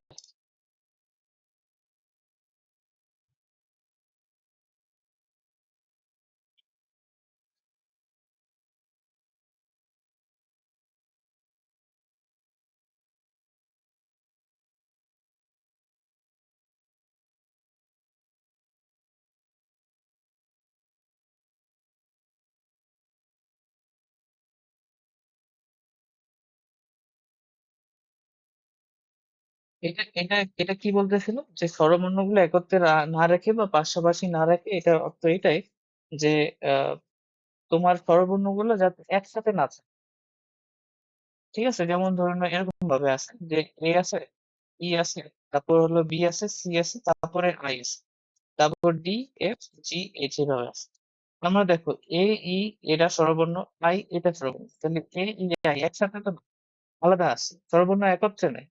তাহলে একত্রে না রেখে এটা একটা বিন্যাস হইতে পারে, A, E, B, C, I, D, F, G, H, এটা একটা।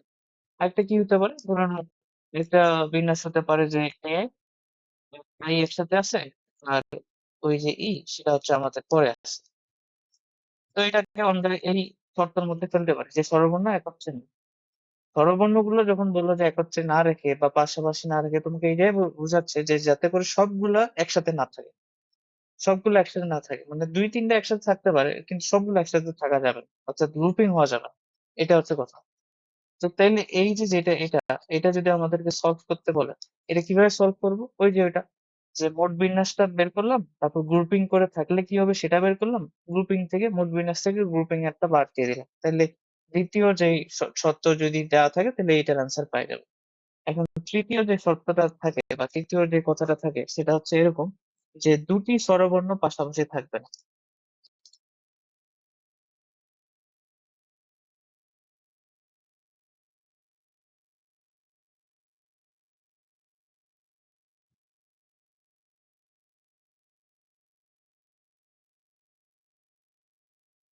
এই যে শর্তটা, মানে এটা ধরনের শর্ত এক দেওয়া থাকলো, এটা কি করবা এটা বলছি।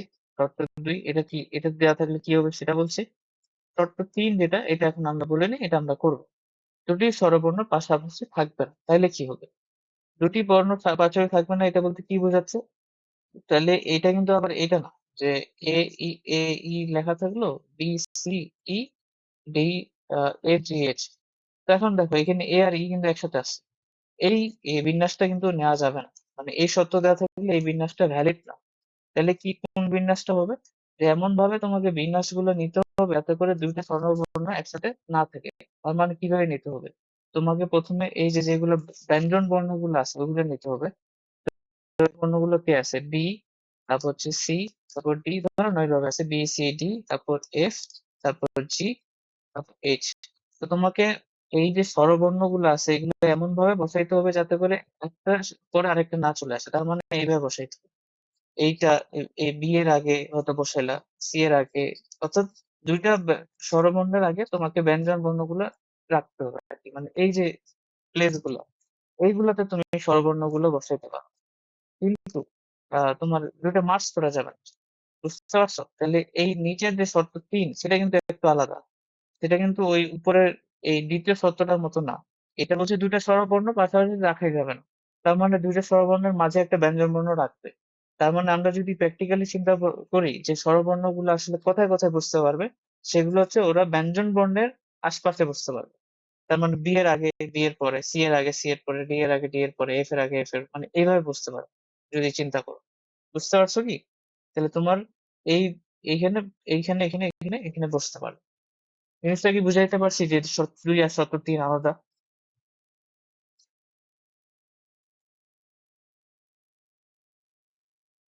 আচ্ছা, তো এখন দেখো আমরা এই ৩ নম্বরটা কিভাবে সলভ করবো? ৩ নম্বরটা কিভাবে সলভ করা যায়? এটা আমাদেরকে বুঝতে হবে। কারণ ১ আর ২ তো আমরা পারি, তাই না? ১ আর ২ তো আমরা শিখছি। ৩ নম্বরটা কিভাবে সলভ করতে পারি? ৩ নম্বরটা সলভ করার উপায় হলো এরকম যে তোমাকে প্রথমে তোমাকে বুঝতে হবে যে দুইটা স্বরবর্ণ পাশাপাশি থাকবো না, থাকবে না বা একসাথে রাখবো না, এটা অর্থ হচ্ছে যে আমরা ওই স্বরবর্ণগুলোকে কোথায় বসাইতে পারবো। তাহলে ওই স্বরবর্ণগুলোকে আমাকে যে অক্ষরগুলো দেয়া আছে সেগুলোর মধ্যে যে ব্যঞ্জন বর্ণগুলো দেয়া আছে সেগুলোর মাঝে মাঝে বসাতে হবে। তার মানে স্বরবর্ণগুলো কয়টা প্লেসে বসতে পারবে এই পার্টিকুলার যদি এই ৯টা অঙ্ক দিই তোমাকে, তাহলে এই যে দেখো এইটা, এটা, এটা, এটা, এটা, এটা এবং এটা এই স্থানে বসতে পারবে। তাহলে কয়টা স্থানে বসাইতে পারবা? ১, ২, ৩, ৪, ৫, ৬, ৭। এই ৭টার যেকোনো জায়গায় তুমি বসাইলে হয়ে যাচ্ছে। বুঝতে পারছো? এখন তোমার স্বরবর্ণ এখানে কয়টা ছিল বলতো? ৩টা ছিল। তার মানে এ, ই, আই কে তুমি এই ৭টা প্লেসে বসাইতে পারবে। তো কত ভাবে বসাইতে পারবে? 7p3 এত ভাবে বসাইতে পারবে না? 7p3 এত ভাবে বসাইতে পারবে। তোমার কাছে যদি ৭টা মানে তোমার কাছে যদি কি বলে ৭টা জায়গা থাকে, তাহলে সেই ৭টা জায়গায় যদি ৩ জনকে বসাতে চাও তো কত ভাবে বসাইতে পারবা? 7p3 এতগুলো উপায়ে বসাইতে পারবে। এইটা একটা গেল। তাহলে এইটা হবে বিন্যাস। এখনো শেষ হয়নি। এটা তো তুমি স্বরবর্ণগুলো এই জায়গায় বসাতে পারো। এই যে ব্যঞ্জন বর্ণগুলো আছে এগুলো তো নিজেদের মধ্যে সাফল হবে, হবে না? ধরো বি এর জায়গায় সি গেল, সি এর জায়গায় ডি আসলো, বা সি এর জায়গায় এফ গেল, এফ এর জায়গায় সি আসলো। তাহলে এই ব্যঞ্জন বর্ণগুলোর জন্য তো একটা বিন্যাস আছে। তো সেটা কিভাবে বের করবো? তাহলে ব্যঞ্জন বর্ণ কয়টা? ১, ২, ৩, ৪, ৫, ৬, ৬টা। তাহলে এই ৬টা নিজেদের মধ্যে সাফল করলে 6 ফ্যাক্টোরিয়াল ওয়েতে আমরা এটা বিন্যাসটা বের করতে পারি। তো টোটাল তোমার অ্যান্সার আসবে 7p3 ইন্টু 6, দুইটা বিন্যাসের গুণফল। ঠিক আছে? তো এটা আমি আরেকটা উদাহরণ দিয়ে একটা অঙ্ক দিয়ে বুঝাচ্ছি। আবার যতটুকু বুঝছো অতটুকু রাখো আর।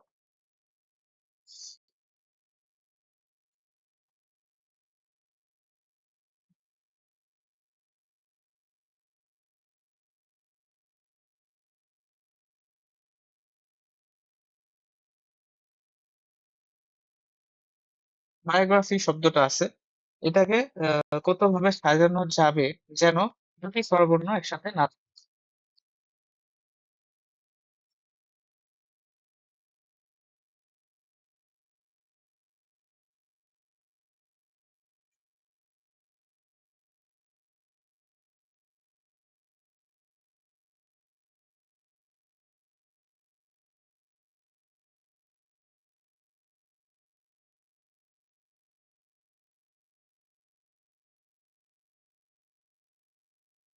তাহলে এটা কোন শর্তের মধ্যে পড়তেছে বলতো? দ্বিতীয়, থার্ড যে শর্তটা সেটা তোমার বলে দিছে দুটি স্বরবর্ণ একসাথে রাখতে পারবো না। তার মানে যে থার্ড যে শর্তটা সেটা আন্ডারে পড়তেছে। তাহলে এই অঙ্কটা কিভাবে সলভ করবো? এই অঙ্কটা তুমি এইভাবে সলভ করবা, তুমি প্রথমে চিন্তা করবা যে আচ্ছা দুইটা স্বরবর্ণ একসাথে থাকবে না। তার মানে স্বরবর্ণ গুলা ব্যঞ্জন বর্ণের মাঝে মাঝে বসতে পারবে। তাহলে কতগুলো জায়গায় বসতে পারবে একটু দেখি তো। তাহলে ব্যঞ্জন বর্ণগুলো আগে লেখো, এভাবে লেখো। ব্যঞ্জন বর্ণগুলো হচ্ছে বি, তারপর হচ্ছে কে জি, বি জি, তারপর হচ্ছে আর, তারপর হচ্ছে পি, তারপর হচ্ছে এইচ, তারপর হচ্ছে ওয়াই। এইগুলোই ব্যঞ্জন বর্ণ দেওয়া আছে। তার মানে তোমার স্বরবর্ণ গুলো বসাইতে পারবা কি কি জায়গায়, চিন্তা করো। এইখানে, এইখানে, এইখানে, অর্থাৎ এদের মাঝে বসাইতে পারবা। মানে তোমাকে এটা এই ওয়েতেই চিন্তা করতে হবে। তাহলে আমরা বসাইতে পারতেছি কয়টা জায়গায়, দেখো তুমি আরেকটা জিনিস চিন্তা করো, তোমার যতগুলো ব্যঞ্জন বর্ণ থাকবে তার চেয়ে একটা বেশি জায়গায় তুমি বসাইতে পারবে। যেমন এখানে কয়টা ব্যঞ্জন বর্ণ আছে, 1 2 3 4 5 6টা। তাহলে তোমার প্লেস কয়টা দেখো, যে 1 2 3 4 5 6 7। তো 7টা জায়গায় তুমি এই শুধু 7টা জায়গায় এই ব্যঞ্জন স্বরবর্ণ গুলোকে বসাইতে পারবা।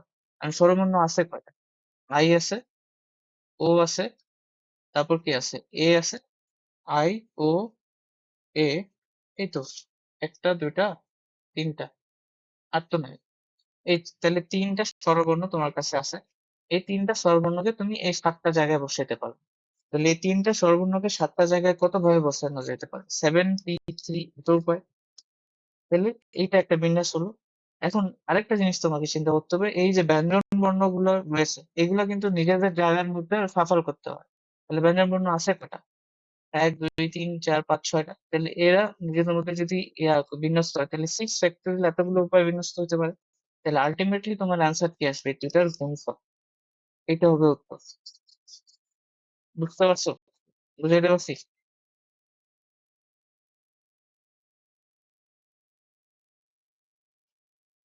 ঠিক আছে। 7 P 3 যে আমি লিখলাম এটা কি বোঝা গেছে নাকি এটা বুঝা যাবে? দেখো তোমার কাছে ব্যঞ্জন বর্ণ আছে, সরি স্বরবর্ণ আছে তিনটা, তুমি বসাইতে পারতেছো 7টা জায়গায়। ধরুন 7টা জায়গায় একটা জায়গায় বসাই, তাহলে প্রথম যে বর্ণ আই তুমি কয়টা জায়গায় বসাতে পারবা, 7টা। তোমার কাছে 7টা অপশন আছে। তো এবার একটাতে বসাই ফেলছো আই, ধরে নাও যে কোনো একটাতে বসাই ফেলছো। এবার তোমার কাছে বাকি যে দুইটা ও বসাবা, ওর জন্য কয়টা জায়গা আছে, 6টা। তাহলে এই যে 6টা অপশন। এরপর একটাতে ও বসাইলা, এরপরে তোমার এ বসানোর জন্য জায়গা কয়টা আছে এখন, 5টা না, 5টা। এখন এগুলা কি, এগুলো একসাথে গুণ হবে না, গুণন পদ্ধতি। ওই যে গুণন পদ্ধতি আমরা পড়ছিলাম মনে আছে?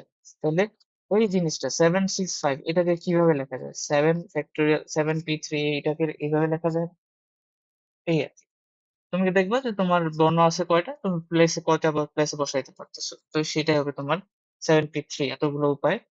আর ওই ব্যঞ্জন বর্ণগুলোর কথা চিন্তা করতে হবে, ব্যঞ্জন বর্ণগুলো তোমার নিজে তোমার বিন্যস্ত হইতে পারে, ওইটা একটা। তাহলে এখানে দুইটা কাজ, একটা হচ্ছে স্বরবর্ণ গুলা বসানোর উপায় কয়টা, এটা আরেকটা কি যে ব্যঞ্জন বর্ণগুলো নিজেদের মধ্যে কতভাবে সফল হতে পারে সেটা, যেটা গুণফল হবে তোমার টোটাল অ্যান্সার। ওকে, তাহলে আশা করি বোঝা গেছে। তো একটা অঙ্ক করো তাহলে।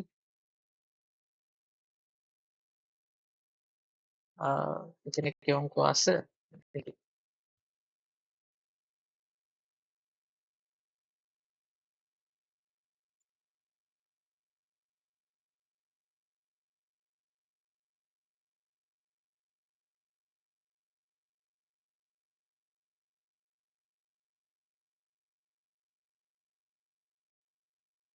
এই তো বললাম।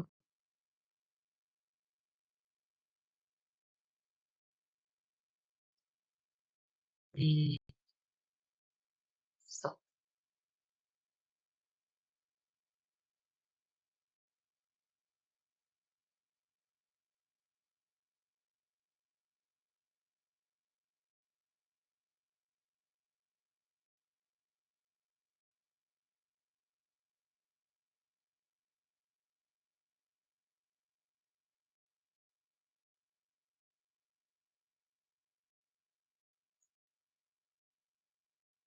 এটা অঙ্ক করি, হ্যাঁ। এটা অঙ্ক বলছে যে দুইজন বিএসসি ক্লাসের ছাত্র আছে, বিএসসি মানে ব্যাচেলর সায়েন্স ক্লাসের ছাত্রকে পাশাপাশি না রেখে, মানে দুইজন বেসিক ক্লাসের মানে অনেকটা ওরকম যে দুইটি স্বরবর্ণ পাশাপাশি না রেখে 10 জন বেসিক ক্লাসের ছাত্র এবং 14 জন আইএসসি ক্লাসের ছাত্রকে যত প্রকারে একটা সারিতে সাজানো যায় তা নির্ণয় করো। ঠিক আছে, তাহলে এই অঙ্কটা কিভাবে করব। এই অঙ্কে তোমাকে বলছে 10 জন তোমার কাছে বিএসসি স্টুডেন্ট আছে এবং তোমার কাছে 14 জন। হ্যাঁ বলো।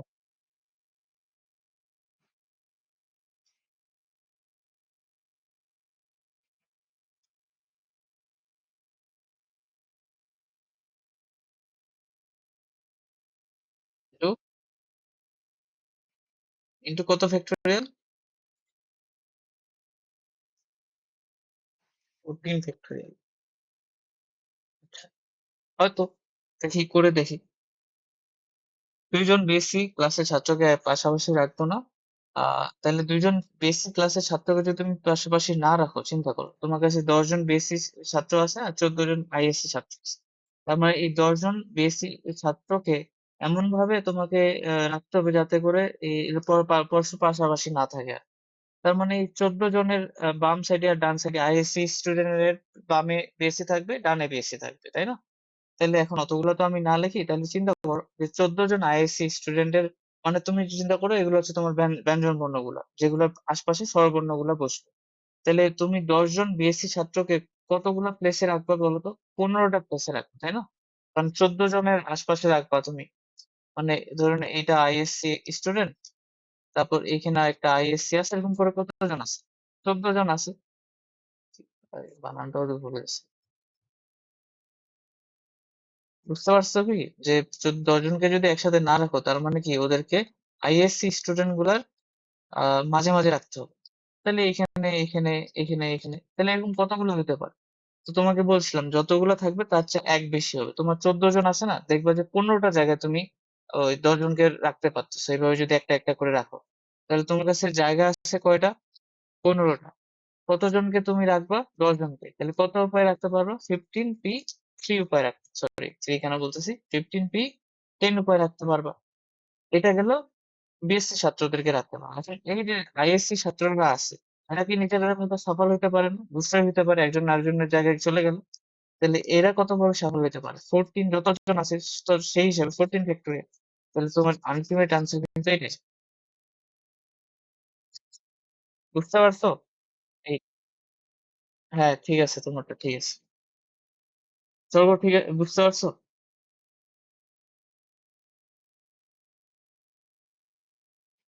চলো নাই, আবার কবে চলে গেল? আচ্ছা ঠিক আছে। তো হ্যাঁ, এটাই তাহলে অ্যান্সার, তুমি ঠিকই লিখছো। না, ঠিক বলছো আসলে। ঠিক আছে, তাহলে এরপরে আমরা আরেকটাতে যাই।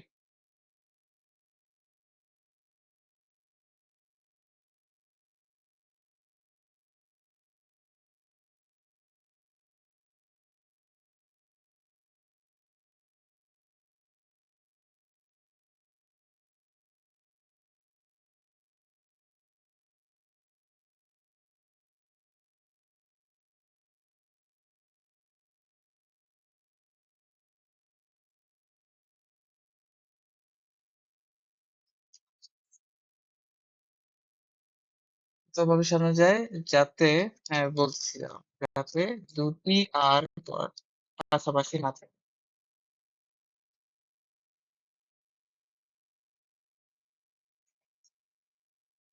ও আচ্ছা।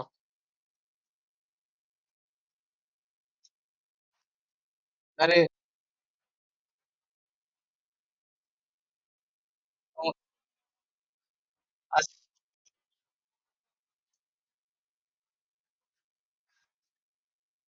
আচ্ছা, আমরা একটু আগে একটা অঙ্ক করলাম, কি ভুলে গেল। এই দেখো অঙ্কটাতে দেখো, আহ এই অঙ্ক কি তুমি ছিলা? তুমি কি ক্লাসে ছিলা এই অঙ্ক চলাকালে? ছিলা না, খুব ভালো।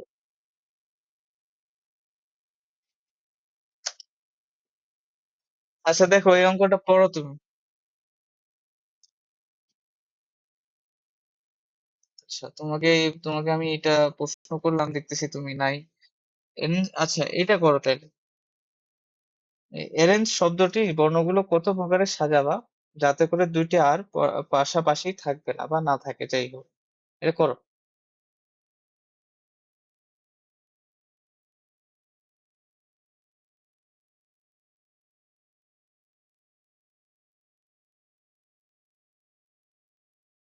দেখো, যখনই এই ধরনের প্রশ্ন বলবে তুমি তৃতীয় শর্তটার মতো, তাই না? এটা তৃতীয় শর্তটা যেটা আমি বললাম, স্বরবর্ণগুলো পাশাপাশি থাকবে না দুটি স্বরবর্ণ, তার মানে তুমি এটা চিন্তা করবা এই আর গুলা পাশাপাশি থাকবে না, মানে কি এগুলাকে কতগুলা জায়গায় আমি বসাইতে পারবো, মানে আমার শব্দতে।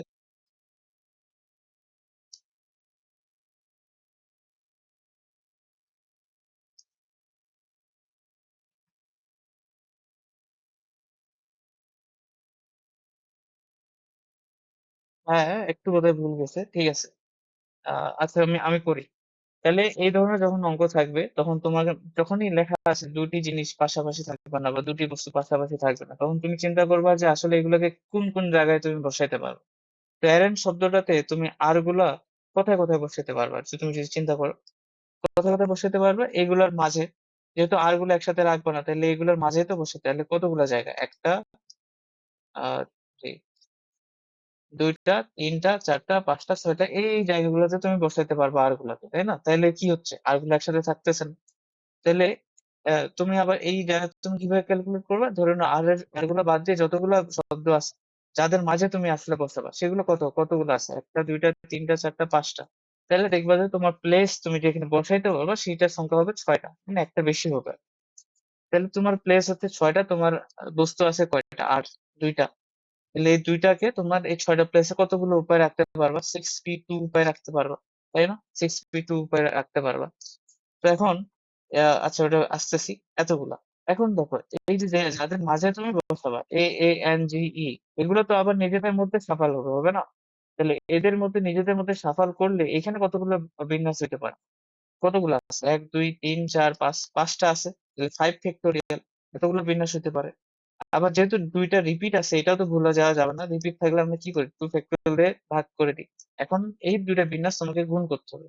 এখানে জাস্ট একটা জিনিস আমরা করব, দেখো এখানে আর যেটা তোমাকে বলছে, তো আর কি এটা রিপিট আছে না? তাহলে এই যে বিন্যাসটা আমরা বের করলাম 6p2 এটাকে আবার কি করতে হবে? ২ দিয়ে ভাগ দিতে হবে 2 ফ্যাক্টোরিয়াল দিয়ে। কারণ আর যে ২ বার আছে এটাকেও তো তোমাকে নিতে হবে, মাথায় নিতে হবে।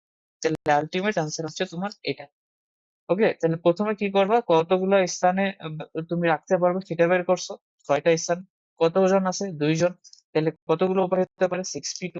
রিপিট যেহেতু আছে 2 ফ্যাক্টোরিয়াল দিয়ে ভাগ। এটা গেল। যারা ফিক্সড আছে এরা তো আবার ফিক্সড নাই। এদের মাঝে তুমি বসাবে কিন্তু এরা তো নিজেদের মধ্যে সাফাল করবে। এর জায়গায় এন গেল, এর জায়গায় এ গেল। তাহলে এই এদের মধ্যে যে সাফালটা হবে এটার জন্য বিন্যাস কি হবে? যতগুলো আছে, কতগুলো আছে? ৫ টা। 5 ফ্যাক্টোরিয়াল। সংখ্যা কয়টা? ২ টা আছে না? এই দেখো রিপিট ২ ২ বার রিপিট আছে তার মানে ২ দিয়ে ভাগ দিতে হবে। তো আল্টিমেটলি এই ২ টা বিন্যাসের গুণফল হবে তোমার অ্যান্সার। বুঝতে পারছো স্বর্গ?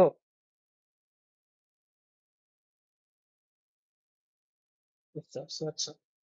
অর্ণব তুমি কি বুঝতে পারছো? ওই 2 ফ্যাক্টরিয়াল দিয়ে এখানে একটা ভাগ হইতো। কারণ আর যে ২ টা আছে না এজন্য 2 ফ্যাক্টরিয়াল দিয়ে ভাগ হবে। আচ্ছা, ঠিক আছে।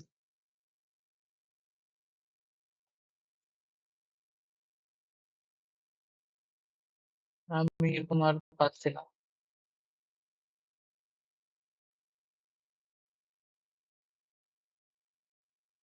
ঠিক আছে। আহ